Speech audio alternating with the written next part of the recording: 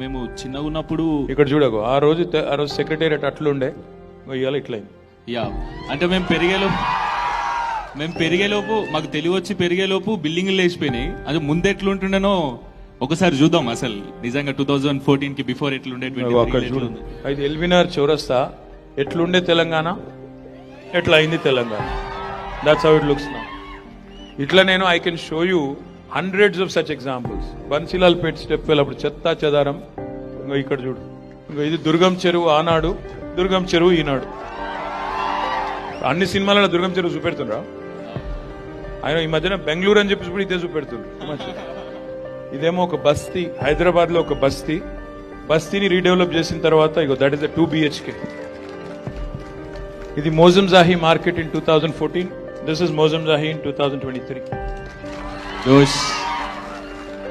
మేఘా ఇది only trailer, ఇంకా cinema ముందు.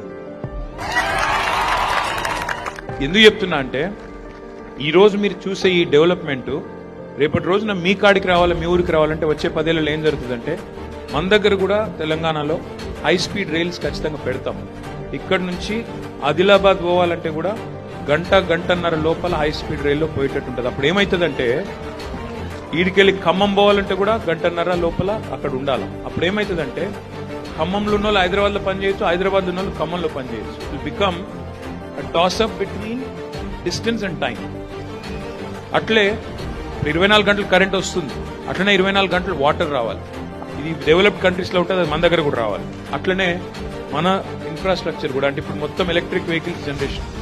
కాబట్టి రేపు నేను ఊహించేది ఏంటంటే ఇట్లా ముఖం మీద మొత్తం పొగగొట్టే బండ్లన్నీ పోవాలి, డెఫినెట్ గా మొత్తం ఎలక్ట్రిక్ వెహికల్స్ రావాలి, పొల్యూషన్ ఫ్రీ ఎన్వైరన్మెంట్ రావాలి. ఆఖరి మాట ఏంటంటే ప్రతి జిల్లాలో ఇప్పుడు ఆల్రెడీ మెడికల్ కాలేజ్ వచ్చింది, ప్రతి జిల్లాలో నర్సింగ్ కాలేజ్ వచ్చింది.